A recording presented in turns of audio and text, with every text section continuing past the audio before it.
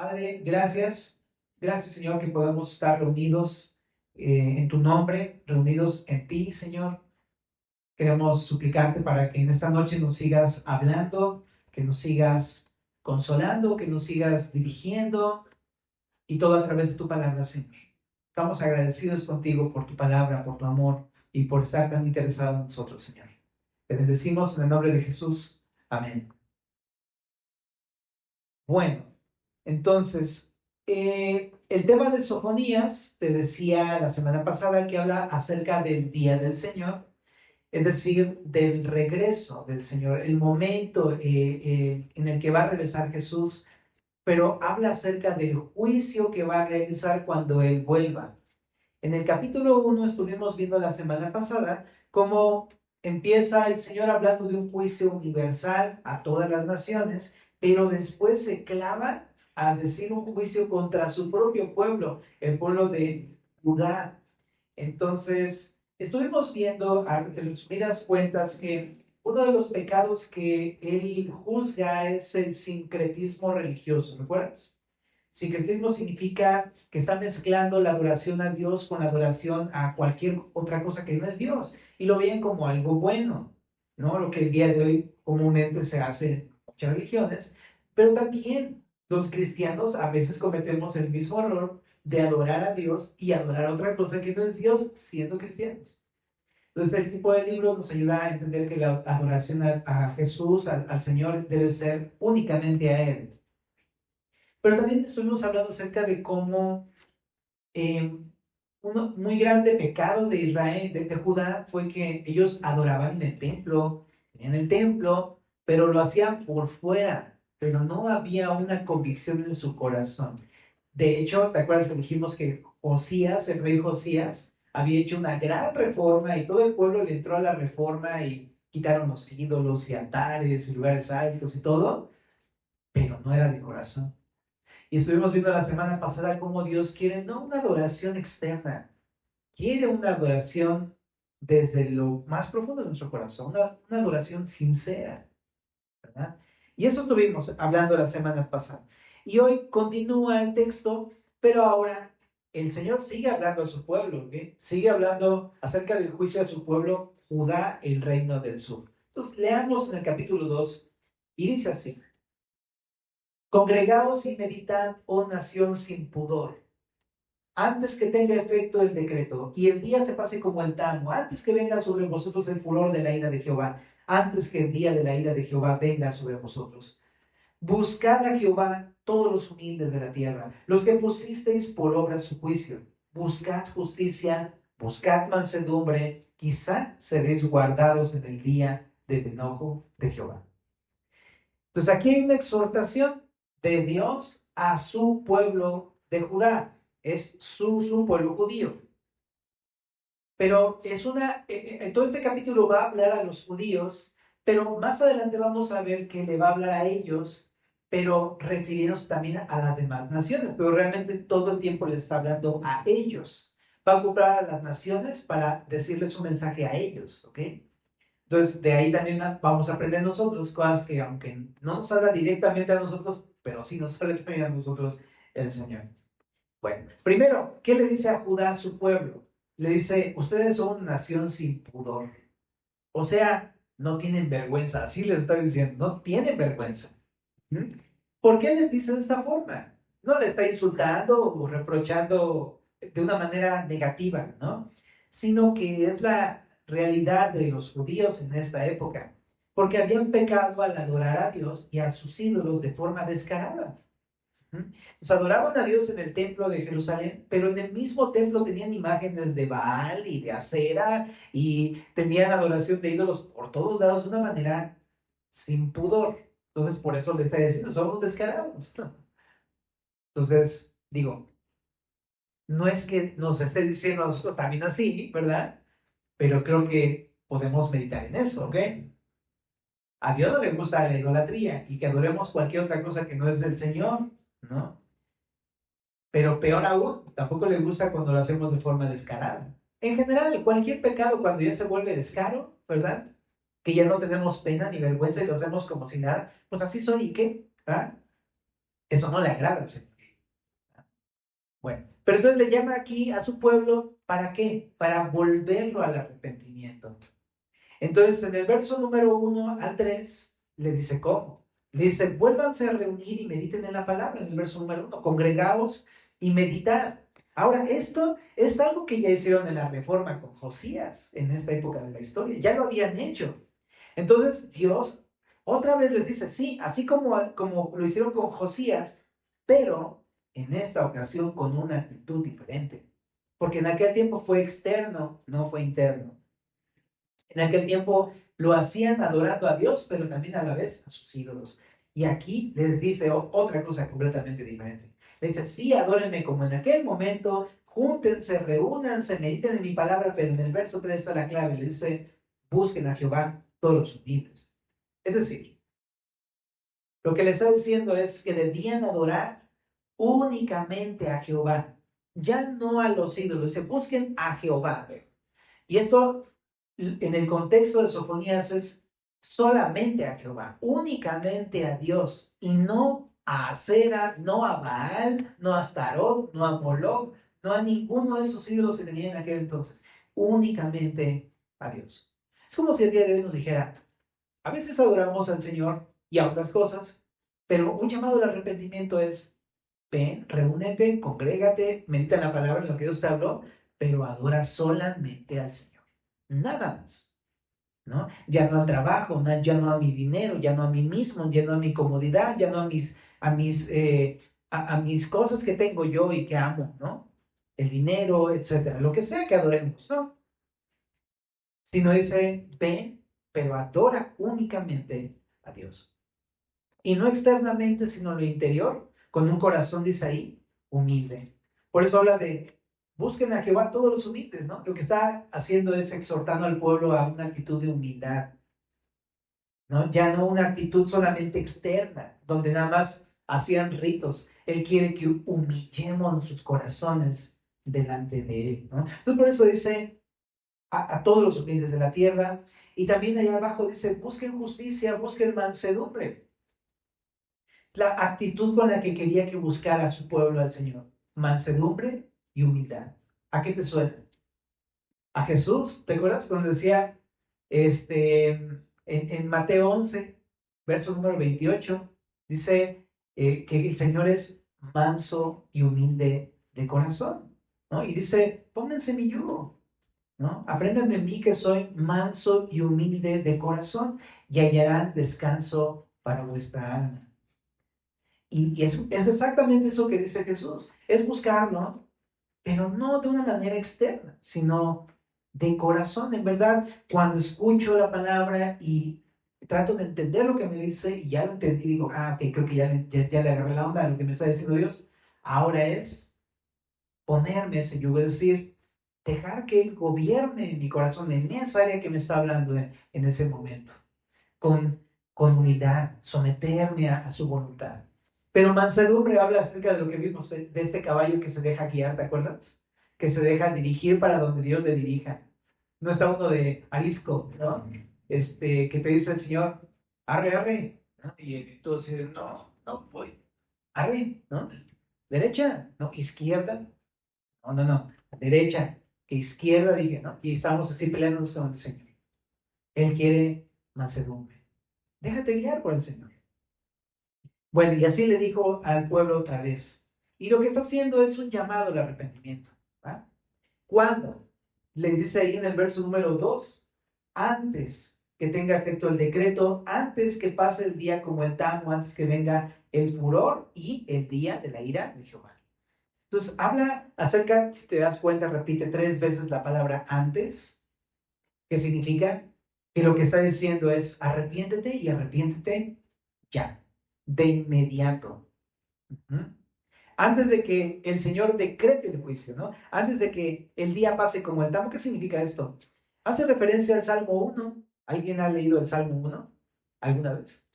Bienaventurado el varón, no hubo en consejo de malos. ¿Te acuerdas de ese salmo? Ahí está, mira.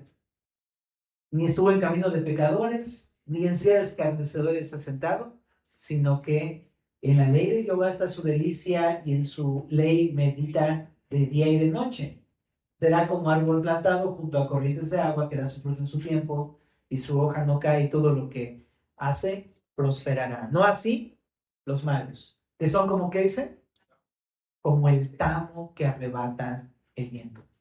Sofonías toma este texto, esta idea de David, del Salmo 1, para explicar esto.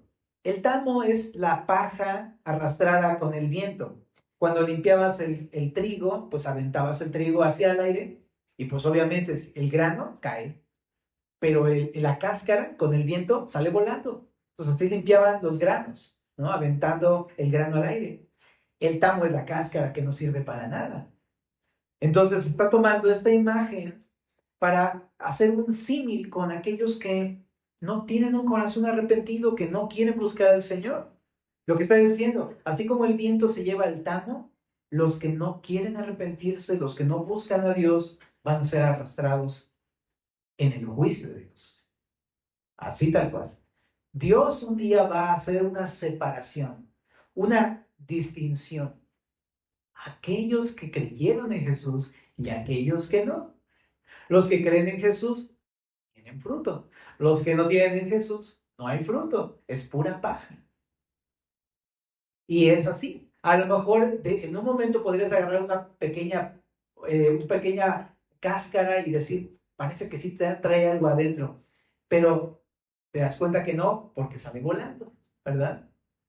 Un día va a pasar eso. El día de hoy a lo mejor mucha gente parece que es cristiana, pero un día Dios va a distinguir y va a decir, no, a ver, no es. Entonces, creo que esto nos lleva a entender esto, que tenemos que arrepentirnos antes de que el Señor traiga su juicio, ¿no? Porque si no, entonces vamos a ser juzgados, ¿no? Es básicamente la invitación, hazlo antes, hay oportunidad. Y eso, cuando lo estaba leyendo, también dije, qué padre, o sea, no qué padre el juicio, sino qué padre que Dios nos otorgue muchas oportunidades. O sea, a lo mejor hoy estás acá, necesitas tu esto. El Señor te está dando una oportunidad para que puedas conocerlo, arrepentirte, recibir a través de Jesucristo el perdón de tus pecados, la vida eterna, que puedas recibir la gracia del Señor Jesús. ¿Mm? ¿Y cómo es eso? ¿Cómo se recibe el perdón? ¿Cómo se recibe la gracia? ¿Cómo paso cómo es que el Señor ya no me juzga? ¿Cómo me puede perdonar? Es muy sencillo. Necesitas simplemente arrepentirte y creer en Jesús. Eso es lo único que quiere el Señor. ¿Qué significa arrepentirse? Lo vimos el domingo un poquito más explayado, pero significa, pues, cambiar mi manera de pensar respecto de quién es Jesús. Jesús, dijimos el domingo, no solamente era un buen maestro, un buen profeta, una buena persona que enseñaba buenos códigos éticos. Jesús es Dios. Y necesitamos arrepentirnos si estamos creyendo algo que no es, ¿verdad? También Jesús es el único camino para ir a Dios, el único para ser perdonados. No hay otra forma. Es la puerta, el camino, ¿sabes? Pero también lo que quiere que creamos es que estemos arrepentidos también es respecto de nuestro pecado. Nuestro pecado, de repente cuando pensamos en algo malo que hemos hecho, no pensamos que sea tan malo como para merecer el juicio. Pero la invitación a estar arrepentido significa reconocer que lo que Dios llama pecado es realmente malo. Y que el pecado ofende a Dios, que el pecado es grave y que el pecado me lleva al juicio de Dios. Y si yo estoy viviendo en pecado y sé que estoy viviendo de una manera mala, eso me va a llevar tarde o temprano a la muerte. Necesito arrepentirme del pecado, de pensar que el pecado está bien, de reconocer que está mal, que destruye mi vida. Y por lo tanto, como consecuencia, si yo sé que ese veneno mata, pues ya no me lo tomo. Empiezo a renunciar a esas cosas, ¿sabes? Para buscar al Señor. Entonces, ese arrepentimiento se traduce en un cambio de manera de ser, ¿verdad? Porque ya no empieza uno a vivir de la misma forma que antes porque entiendes que el pecado es malo. ofende a Dios y destruye tu vida. Entonces lo que quiere el Señor es que te arrepientas, pero el mero arrepentimiento no te salva. Lo que produce el arrepentimiento es la necesidad de salvación, es decir, Señor, ya me di cuenta, estoy mal, ¿y ahora qué hago? Bueno, aquí está la buena noticia, Jesús vino para morir por tus pecados. Tú no puedes hacer nada respecto a tu condición. Tú no puedes salvarte, tú no puedes limpiarte, tú no puedes, ahora sí que purificarte a ti mismo para entrar al cielo. Jesús vino para eso, Jesús vino para, ya que entiendes que estás mal, ya que entiendes tu necesidad de perdón, Jesús te dice, pague por completo en la cruz. Si tú crees en mí, todos tus pecados te son perdonados. Simple, pero totalmente cierto. Si tú crees en Jesús, si estás arrepentido y crees en Jesús, eso es todo. Él perdona tus pecados, Él te limpia tu corazón y Él ya nunca más va a traer condenación ni juicio a tu vida. Jamás. Perdonado por completo, pagado por completo. Es una maravilla. A mí me encanta Juan Luis Guerra. Me encanta Juan Luis Guerra porque me ha acompañado desde que era chavillo.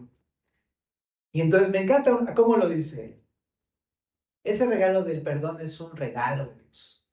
Y en una vez que recibió un premio decía, el que recibe la gracia se va de cabeza para el cielo. Decía él. ¿No? Me encantó cómo lo dijo porque es real. Es decir, con que recibas eso de parte de Dios como un regalo que Él quiere darte, con eso es suficiente para Dios.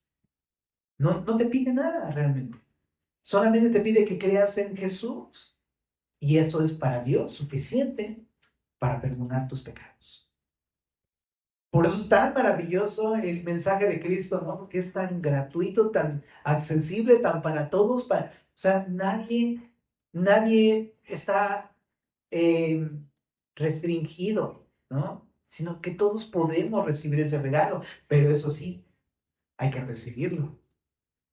Porque no sirve de mucho saber de qué se trata lo que Cristo me ofrece o quién es Jesús o lo que quiere hacer conmigo si no lo recibo.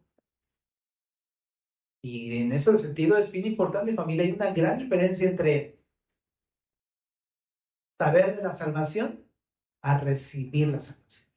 Saber del amor de Dios a recibir el amor de Dios.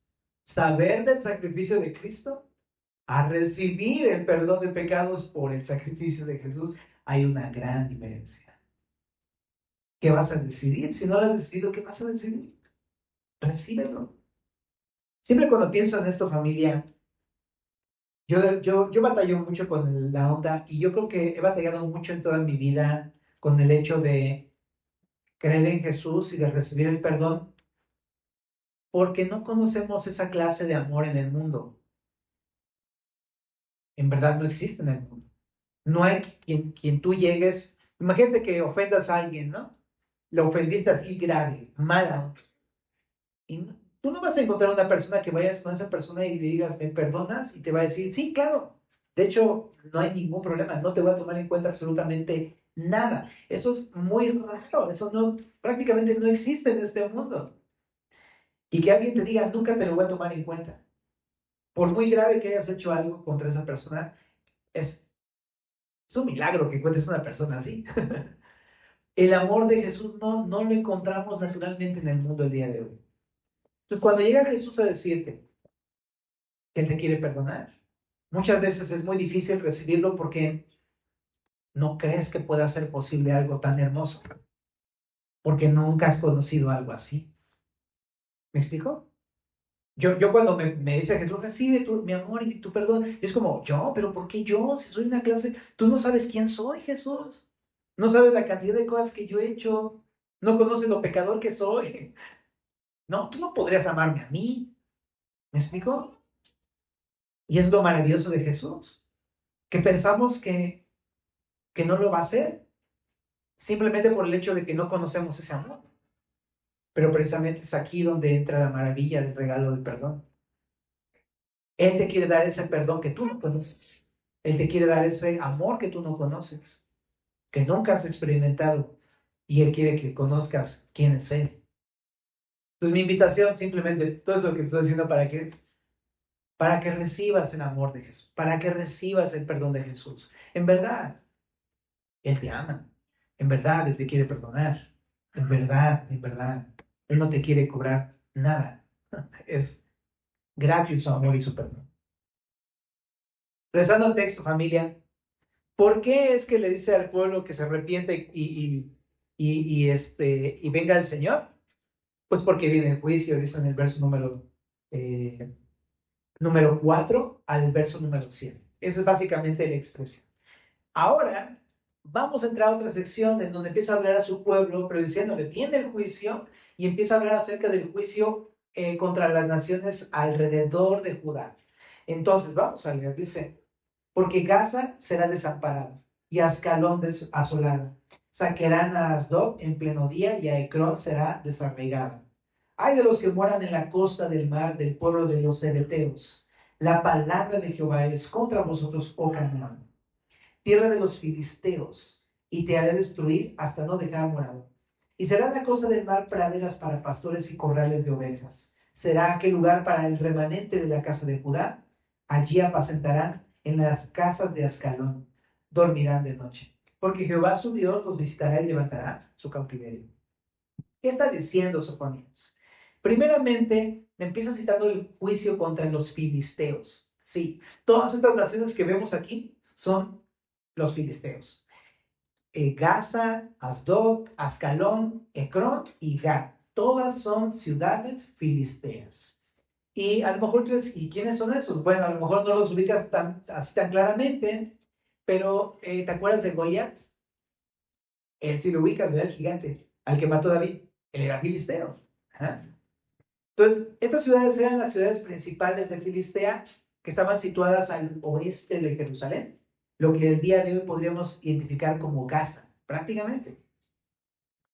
Y Gat es la quinta ciudad principal, la cual pudo ser también en esta región, pero fue también más adelante subyugada por los judíos. Bueno, nada más como dato histórico, esta ciudad, esta nación de los filisteos, y es que no, bueno, no se le podría llamar nación, esa región de los filisteos, según Amós, capítulo 9, también pudo haber sido llamada Cantor o Creta. ¿Okay? Nada más como para que lo sepas, es un dato histórico. En Jeremías 47:4 también llama que es una isla, entonces por eso piensan que es Creta. Solamente como un dato ahí histórico, ¿no? Arqueológico. Pero el punto es este, que Sofonías profetiza su destrucción, diciendo, va a ser destruida por completo, desarraigada, ¿no?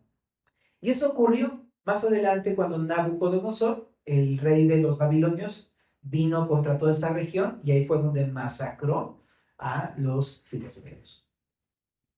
También hace referencia a Canaán en el capítulo 2, verso 5, ¿no? Ahí dice Canaán.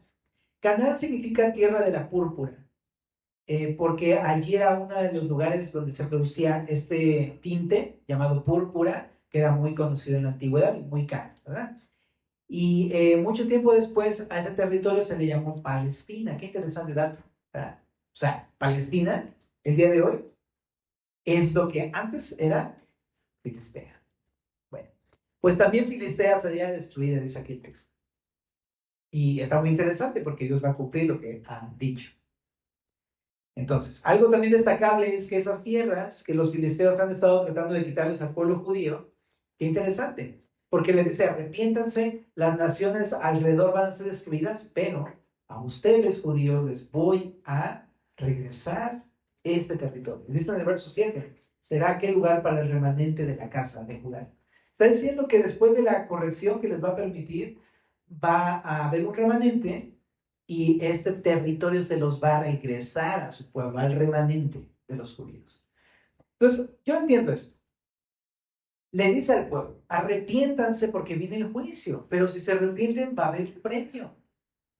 La tierra que habían perdido les va a ser de vuelta. ¿Esto cómo lo podemos aplicar a nuestras vidas, familia? Mira, el arrepentimiento ya y creer en Jesús como tal te da la salvación. ¿Ok? O sea, es algo que ya el Señor nos ha prometido en el Evangelio. Es un regalo de Dios. Pero no solamente debemos arrepentirnos por razón del juicio, sino eso es lo de menos. sino porque, ¿sabes qué? Al creer en Jesús, no solamente es que ya no eres castigado, es una de las muchas cosas que el Señor hace, pero el Señor lo que hace es que ahora cambia tu vida por completo. No te castiga y te colma de bendiciones, te llena de bendiciones. Es más, restaura tu vida por completo. Te da aquello que perdiste. Híjole, creo que todos tenemos historias así, familia, ¿verdad? Yo me acuerdo que de niño era un niño muy sonriente, ¿no? Este, y de pronto yo me acuerdo, tú ves a los niños cómo son, sonrientes, tiernos, sinceros, todos lindos, juguetones, y todo eso se va acabando con el tiempo por el pecado. Y de pronto llegas a Cristo y Dios empieza a transformar todo lo que habías perdido. A mí ya me llama la atención como de tener un corazón duro como piedra empieza a enternecer tu corazón, cómo empiezas a volver a sonreír, a tener gozo en tu vida, tus relaciones que habías destruido, tu familia quizá, amigos, todo destruido, y de pronto el Señor otra vez te devuelve amistades, te devuelve relaciones, te devuelve... O sea, el Señor es tan bueno. Y yo pienso en eso, no solamente por razón del castigo, es que hay mucho que recibir de Cristo. El Señor quiere darte todo. Dice Jesús, te ha dado a su propio Hijo, que nos dará junto con Él todas las cosas. No escatimó ni a su propio Hijo, Romanos 8. ¿Cómo no nos dará también con Él todas las cosas? El Señor no solamente te quiere perdonar, quiere transformar tu vida como tú nunca te imaginaste que lo haría. Y eso es algo que debes de considerar. El Señor te quiere bendecir. Y si ya eres creyente eso, familia, a lo mejor ya has recibido el perdón de pecados, pero entender que ahí no se acaba todo. El Señor te quiere bendecir. Me encanta una de las frases que una vez estaba escuchando de mi pastor con su hija Valentina, estaba platicando, pero traen ahí una que te voy a chismear. Siempre cuando de repente empiezan, creo que pasó algo de que alguien les bendijo o les pasó una bendición, pero lo estaban platicando entre ellos y de repente empezaban así como a cotorrear. Bendición, bendición, bendición, bendición, bendición, bendición, ¿no? Y yo, ¿por qué lo dicen? Pues que así es el Señor, bendición y bendición y bendición y bendición, ¿no? Y después se nos quedó. Entonces ahí en la casa luego pasa algo así, luego decíamos, bendición, bendición, bendición, bendición, bendición, ¿no? Y está muy loco porque así sucede, ¿no? Llegas al Señor, te perdona y no acaba ahí. Empieza la bendición. Y luego otra, y luego otra, y luego otra, y no te la acabas. Es hermoso, en verdad, ser parte de la familia del Señor. Te colma de bendiciones, ¿te acuerdas? Te colma de bendiciones. Una tras otra, no paran sus bendiciones, todos los días. A mí me asombra contar todas las cosas que hacen el día a día. Nada más me despierto y tengo 2 niños y los veo por ahí brincando y digo, qué maravilla, qué bonito, ¿no? Y hay muchas cosas que agradecer y bendiciones, ¿no? Y dices, papi, ¿no? Ya sabes, ¿no? Entonces, le voy a decir algo porque no le voy a decir nada. Puras bendiciones, familia. Incluso a las pruebas del día a día se convierten en bendiciones, ¿no? Porque te das cuenta que aunque son difíciles, siempre tienen un plan. Y tú te pasa algo y ves por qué te pasó y dices, claro, qué bendición. Y eso quiere hacer el Señor. Quiere bendecirte, quiere ayudarte, quiere transformarte, quiere llenarte de fruto, quiere cambiarte, quiere que experimentes la buena mano de Dios. El verso número 8 dice, yo he oído las afrentas de Moab y los denuestos de los hijos de Amón. Esto de afrenta significa insultos y denuestos significa burlas o menosprecio. Entonces dice Dios, yo he oído lo que ha hecho Moab y Amón. Se burlan, te insultan, te menosprecian, es lo que está diciendo a su pueblo. Y dice, con que deshonraron a mi pueblo y se engrandecieron sobre su territorio. Por tanto vivo yo, dice Jehová, de los ejércitos, Dios de Israel, que Moab será como Sodoma y los hijos de Amón como Gomorra, campo de ortigas y mina de sal, y asolamiento perpetuo. El remanente de mi pueblo los saqueará, y el remanente de mi pueblo los heredará. Esto les vendrá por su soberbia, porque afrentaron y se engrandecieron contra el pueblo de Jehová, de los ejércitos. Terrible será Jehová contra ellos, porque destruirá a todos los dioses de la tierra y desde sus lugares se inclinarán a él todas las tierras de las naciones. Ahora viene el juicio contra los moabitas y los amonitas.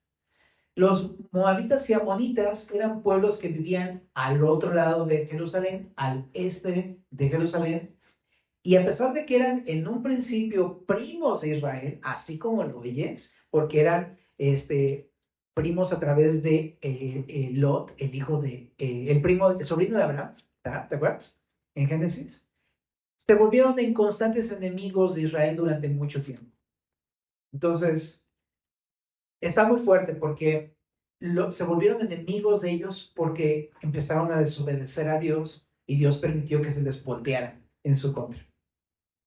Entonces Dios usó en un principio a Moab y a Amón como sus instrumentos para disciplinar a su propio pueblo. Pero estas naciones, en vez de simplemente ejecutar sus disciplinas del Señor, se ensoberbecieron, se pasaron de la raya, insultaron a los judíos, se burlaron, los menospreciaron, los deshonraron, los abatieron, los violentaron. Hicieron muchas cosas muy malas en contra de los. Entonces, aquí es donde hay algo que me parece sorprendente de Dios. Porque dice Dios, ¿sabes? Ahora el Dios de Israel está contra Moab y los amonitas, contra Amón. Y eso está muy interesante porque les dice, voy ahora a castigar a estas naciones por soberbias, porque afrentaron a mi pueblo. Y tú dices, ¿cómo que no tú los habías escogido como instrumentos contra ellos, contra tu propio pueblo? Y es lo mismo que vimos en el capítulo 1. Sí, pero ellos se pasaron, abusaron, se volvieron soberbios, se hicieron mucho peor de lo que el Señor quería hacer.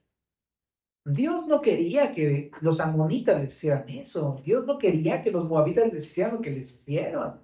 Ellos se excedieron. Por eso es que ahora les dice, ustedes se ensoberbecieron, los afrentaron, ahora se las van a ver conmigo. Y les dice, los voy a juzgar tal y cual juzgué a Sodoma y Gomorra. ¿Te acuerdas de Sodoma y Gomorra? No Sonora y Gomorra, como dicen por mí, sino Sodoma y Gomorra.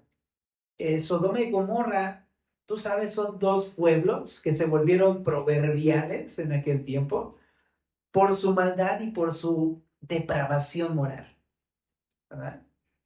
Y el juicio vino sobre esos dos pueblos, bien feo. Vino con fuego y azufre, ¿te acuerdas? Y todos los habitantes quedaron vueltos como estatuas de sal.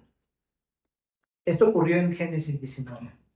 Ahora, está muy interesante que este juicio de Amón y Moab, está muy interesante que, aunque ellos no pasaron por eso exactamente, sino que Dios les advierte que pasarían por eso, ¿sabías que son descendientes de los de Sodoma y Gomorra? Porque a través de Lot nacieron los amonitas y los moabitas. Es decir, ellos mismos conservaron los mismos pecados de sus antepasados. Y resulta que Lot, recién que lo sacó de Sodoma y Gomorra, ¿qué crees que hizo Lot? Se acostó con sus hijas. Eso es lo que hizo Lot. Y dice, ¿neta? ¿Lot? ¿El justo al que Dios sacó de Sodoma y Gomorra? Pues sí. Y pecó, y de ahí nacieron estas dos naciones, Amón y Moab, que luego les hicieron la vida imposible a la familia de los judíos. De esto, entre paréntesis, aunque no es exactamente el tema, familia, pero creo que está bien importante aprender de la historia esto. Una persona que es justa, o sea, es decir, una persona que ha creído en Jesús y que ahora Jesús la considera como justa, que ha sido justificada, pues, que ahora Dios lo ve como su hijo, como parte de su familia, como alguien perdonado y amado, ¿verdad? Recibe las bendiciones de Dios, pero eso no garantiza que no pueda volver a pecar. Y esta es una dura enseñanza de la palabra del Señor. Porque el hecho de que hayamos recibido las bendiciones de Dios no significa que ya no seamos tentados y que no podríamos caer. Ahí está el otro. O sea, ¿qué voy?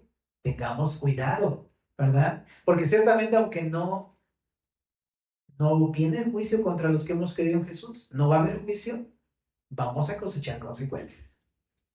¿Ok? Y eso está feo, porque imagínate, nacieron dos naciones enemigas de su propia familia.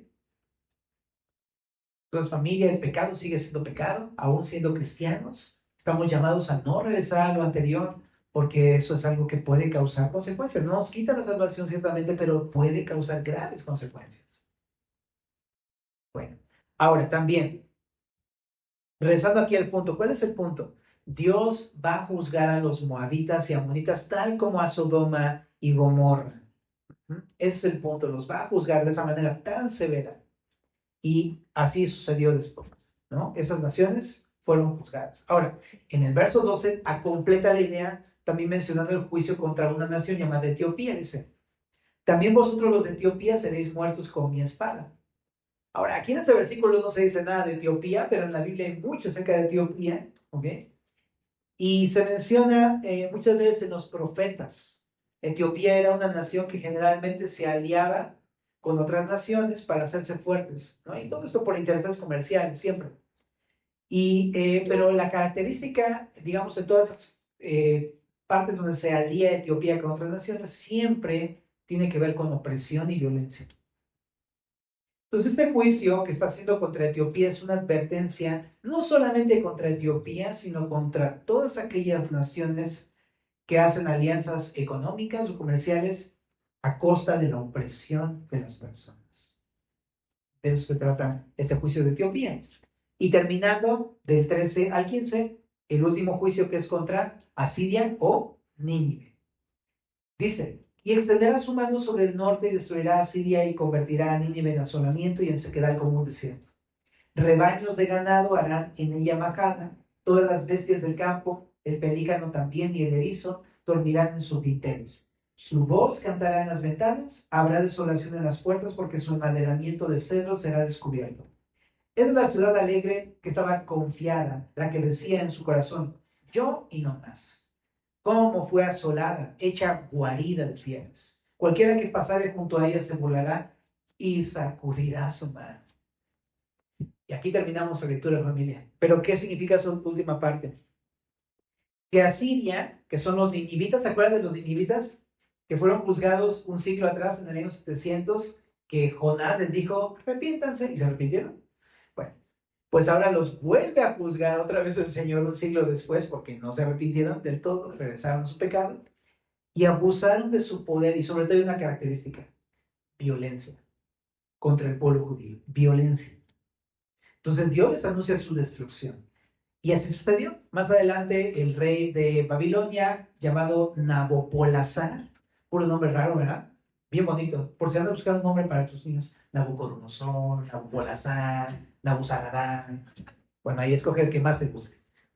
Bueno, entonces, Nabopolassar fue el primer gobernante del imperio neobabilónico y él se alió con los medos y escitas y derrocó a los ninivitas. Al imperio asirio los destrozó por completo. Entonces, eso se cumplió. Ahora,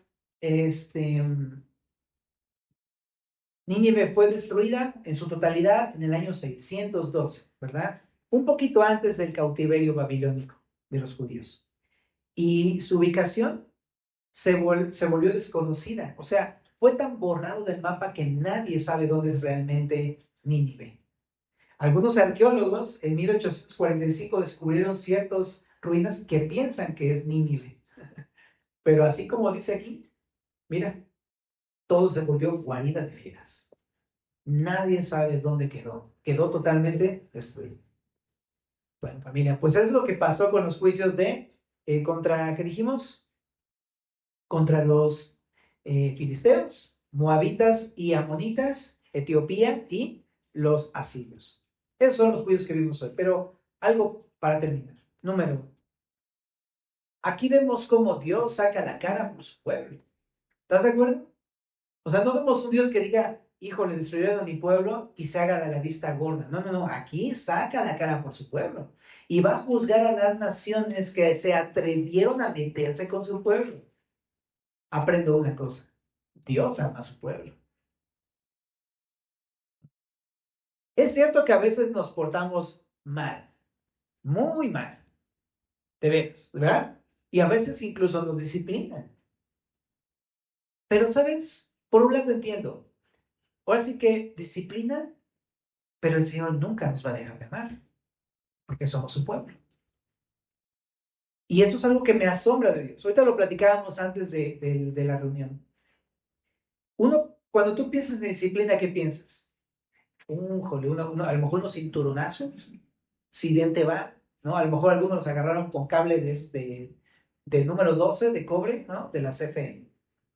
O a lo mejor de los Yusa, que son los suavecitos, los que, no sé, o chancla, o lo que sea, ¿no? O a lo mejor un regaño y a lo mejor te dejaron de hablar todo el día, o te encerraron en tu cuarto y te dejaron sin comer. O sea, tú escuchas disciplina y piensas en eso, ¿eh? Y por eso luego cuando se habla de disciplinar a los hijos decimos, no, no, ¿qué le pasa? La vida está mal. Porque pensamos que la disciplina de Dios es como nosotros disciplinaríamos a la gente. Pero ahí te va. La disciplina del Señor no es así. No es así. Dios no quería que ni los amonitas, ni los moabitas, ni los etíopes, ni los asirios, ni tampoco los filisteos trataran de esa forma a su pueblo. No quería eso. Fue porque ellos se ensoberbecieron y se excedieron, pero Dios no es así.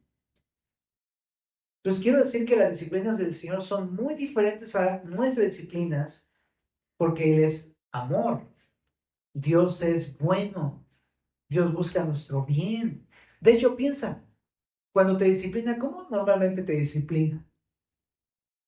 ¿A poco no estás leyendo tu Biblia y te habla y te vuelve a repetir las cosas y te las vuelve a decir y tú lo lees y dices, híjole, creo que me está diciendo eso que hice ayer? Más, la disciplina del Señor es más como una corrección amorosa de un padre que ama a sus hijos. Pero el diablo es muy astuto y te hace pensar que Dios es malo. Y te hace pensar que todo lo que te está pasando malo es porque Dios te está castigando. Y se agarra de ahí, de tu pecado. Pero familia, Dios no es malo. Entonces me encanta, por un lado, aprender eso de este lado de Dios. Dios es un Dios de amor y su disciplina es diferente en amor. Es una disciplina que te lleva hacia el bien, que te aparta del pecado, que es porque te ama y lo hace con suavidad y ternura. Ese es Dios. Ese es mi Dios. Y me encanta que sea así el Señor. Porque cuando me dice, me corrige algo, lo hace con tanto amor que entiendes. Dices, claro, papá, tú me amas, ¿verdad? Gracias por decírmelo otra vez, Señor. Entonces creo que tenemos que aprender a conocer correctamente a Dios. Dios no es como nosotros pensamos que es. Dios es bueno. Y por otra parte, eso significa que si nos ha dejado la ardua tarea de corregir a nuestros hijos o ir con un hermano a corregir a mi hermano que está en pecado, ¿qué tengo que hacer? Hacerlo como Dios lo haría.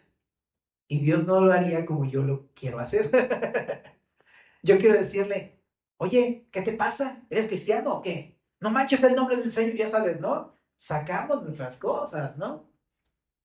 Pero pensando en cómo es Dios, ¿no sería tan diferente, ¿no? Nuestra manera de poder exhortar y corregir a alguien? ¿Ah? ¿No lo deberíamos hacer con amor y con ternura? Hagámoslo entonces de esa manera, familia. Imitemos como hijos amados a nuestro Padre que ama a sus hijos. ¿Ah? Y sí, tenemos que corregirlos por amor y tenemos que entre todos nosotros exhortarnos unos a otros en amor, en sabiduría, pero como Dios lo haría. Y esto edifica, eso corrige, eso cambia las cosas. ¿Ah? Y por otro lado, entiendo esto. El pueblo de Dios, te decía, se portó mal y Dios lo corrigió, pero Dios sigue siendo su Dios. Es decir, por el hecho de que nos corrija, no significa que ya no te ame. No significa que Él te abandonó. No significa que Él ya no te acepta, que Él ya no te escucha, que Él ya no te quiere ver o algo así. Vete al cuarto, no me hables. No, Dios no es así. Dios sigue siendo nuestro Dios. Y sabes, Él es un Dios que ama a su pueblo, que defiende a su pueblo, especialmente cuando abusan de su pueblo. Y eso es algo que, wow, o sea, sí me asombra porque veo a Dios aquí enojado porque tocaron a sus hijos. Exactamente. Ella lo sabe todo. Es como cuando te tocan a tus hijos. Es como, oye, oye, oye, ¿qué pasó? ¿Tú quién eres? ¿Ah? Claro, así es Dios con sus hijos. Es un Dios celoso que ama a sus hijos. Y si alguien se mete con sus hijos, va a poder esperar, ahí sí, ¿verdad? Que Dios ahora sí que hable de frente con esas personas, ¿verdad? Tenemos un Dios que nos cuida, tenemos la protección y bendiciones especiales del Señor, familia. Chécate el Salmo 34:7. El ángel de Jehová acampa alrededor de los que le temen y los defiende. Fíjate lo que dice Isaías 41:10. No temas, porque yo estoy contigo. No desmayes, porque yo soy tu Dios que te esfuerzo. O sea, que te doy la fuerza. Y dice, siempre te ayudaré, siempre te sustentaré con la diestra de mi justicia. He aquí todos los que se enojan contra ti serán avergonzados y confundidos. Serán como nada y perecerán los que contienden contigo. Buscarás a los que tienen contienda contigo y no los hallarás. Serán como nada y como cosa que no es aquellos que te hacen la guerra. Porque yo, Jehová, soy tu Dios, quien te sostiene de tu mano derecha y te dice, no temas, yo te ayudo. Ahora, solamente una aclaración de este versículo. Este versículo es una promesa para Israel, ¿ok? No meramente para la iglesia. Pero podemos ver el carácter de Dios y el corazón de Dios a través de este versículo hacia su pueblo. Y por eso entiendo que me lo dice a mí y te lo dice a mí. Porque Dios es el mismo Dios y su pueblo es la iglesia. Y Dios no va a cambiar. Él ama a sus hijos. Entonces, si has padecido, ¿no? Siendo cristiano, Dios no va a quedar así nada más porque sí así, viéndote que sufras, ¿no? Dios es un Padre bueno, justo y amoroso. Y siempre va a sacar la cara por ti. Ahora, no esperes nada más que como padre que saca la cara por ti, va a ir a hacer lo que luego tú y yo hacemos cuando estamos chavos, ¿no? Se meten como con tu cuate y llegas, ¿qué onda? ¿Qué onda? Paro, ¿qué no sé qué? Y ¡pum! Luego el golpe, ¿no? Porque así somos nosotros. Si quisiéramos que Dios fuera así, no, pues Señor, ahí te lo encargo, ¿no? Y esperamos que el Señor vaya y lo juzgue y al otro día lo encuentre, no sé, atropellado o enfermo, ¿no? Pero Dios no es así. ¿Qué hace Dios? ¿Qué hizo Jesús cuando nosotros lo insultamos, lo escupimos, le arrancamos la barba, lo despreciamos, lo rechazamos? ¿Qué hizo Jesús? Él dijo, los voy a amar hasta el fin, fue a la cruz, murió por los pecados, consumado es, bendijo al injusto. Entonces de repente tú, Señor, ahí te lo encargo y de repente ves que lo bendice y tú, ¡uy! Pues no lo bendigas tanto, ¿no? Pero es eso, porque a través de la bondad de Dios, el pecador se arrepiente. Porque no puede entender cómo es que Dios es tan bueno con una persona como yo, que siempre hace lo malo, que siempre está contra los cristianos, que siempre... ¿Y por qué me bendice Dios? Y no podemos entender que Dios nos quiere amar. Exactamente. Así nos encontró a todos. Siendo sus enemigos, siendo impíos, siendo desobedientes, pero recibiendo siempre la bondad de Dios. Pues familia, Dios te cuida. No tengas temor, no tienes que vivir una vida en temor en una sociedad caída, no tienes que vivir una vida en temor. Tienes o puedes esperar una vida llena del cuidado y de la protección del Señor. Y si no has entregado tu vida a Cristo, a lo mejor pensarías, el Señor me va a juzgar, ¿sabes? Antes quiere mostrarte su amor. Antes quiere mostrarte su bondad y su paciencia. Que veas lo bueno que es Él contigo. Para que vengas a Él, para que te arrepientas y conozcas realmente este Dios tan bueno que nos ha amado a todos. Vamos, oramos. Señor, te damos gracias por tu palabra, Señor, esta noche, Señor. Gracias por mostrarnos quién eres, Señor, lo bueno y amoroso y paciente que eres con nosotros. Y no solamente con nosotros, sino con el mundo, Señor. Así que gracias, Dios. Gracias por hablarnos esta noche. Llevarnos comida a casa, cuídanos, guárdanos, en el nombre de Jesús.